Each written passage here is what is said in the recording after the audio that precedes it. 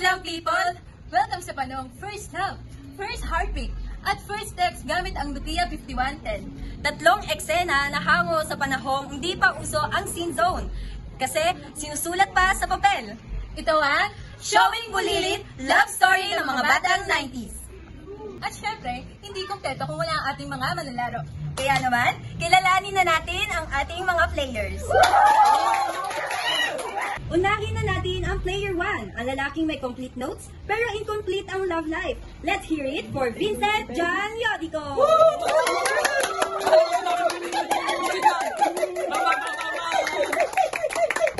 At syempre, ito na si player 2. Kahit 50 out of 100 ang exam, 100 out of 100 naman ang effort sa pag-ibig.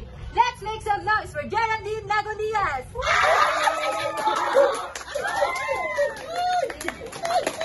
At heto na, si player 3. Tahimik lang sa sulok pero baka siya na talaga ang plot twist ng kwento. Welcome, Chinky Estarija!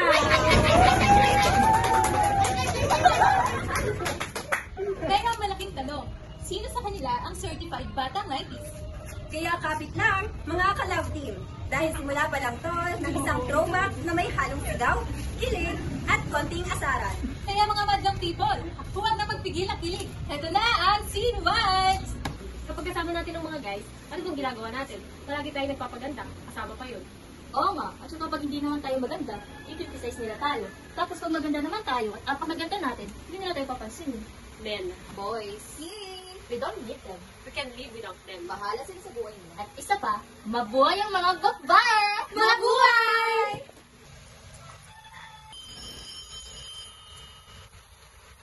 Hi, Pancakes! Hi, Cookie! Hi, Peachy! Laos ka! Kamay sa dibdib mga players. 3, 2, 1, pindak! Player number 3! Alam ko nila ito pinapanood eh. TJS?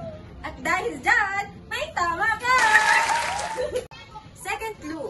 Mga kabarkada, clue na ito para sa mga tunay na tropa noong dekada 90. Sila yung mga unang nagpakilig sa ating tuwing Friday night.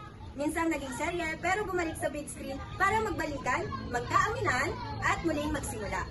Role-playing VTR! Oh! Yan na pala sila eh. Naku, magka-holdingans pa. Kailan pa naging official yan, ha? Just love your own weaknesses. Kilig, pwede bang love team comeback, please? Welcome back, Chef. We miss you. Miss days, lahat kayo. We're not crying. We're celebrating for Ricky. Cheers! Ricky would wanted peace, laughter, love, and second chances. Sige, simulan natin ang kanta ng barkada. Langit ng bitin, kay lamig pa ng hangin.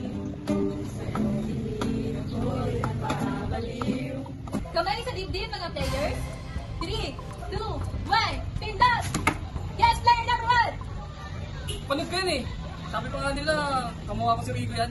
Gimmick na rin yun! Kamukha nga ba, madlang people? At dahil dyan, may tama ka! Hindi pa tapos ang kilig, tawanan. Susunod na ang scene 3. Third clue. Iconic to.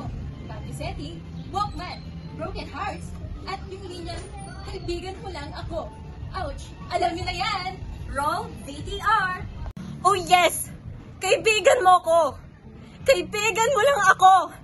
And that's all I ever was to you, Ned! Your best friend! Takbuhan mo ko kapag may problema ka! Tagasunod! Tagabigay ng advice! Tagagawa ng assignment! Tagapagpatawa mo kapag malungkot ka! Tagatanggap mo ng kahit ano!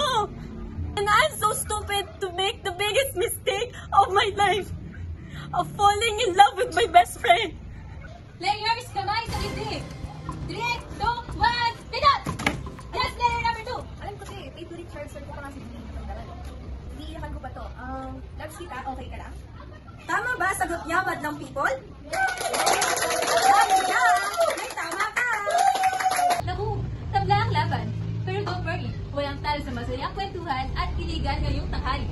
Tandaan, dito sa Showing Bulilit, hindi lang premyo ang panalo, kundi ang saya ng samahan. Kita-kits ulit bukas mga madlang people para sa bagong tawanan at kiligan. Bye!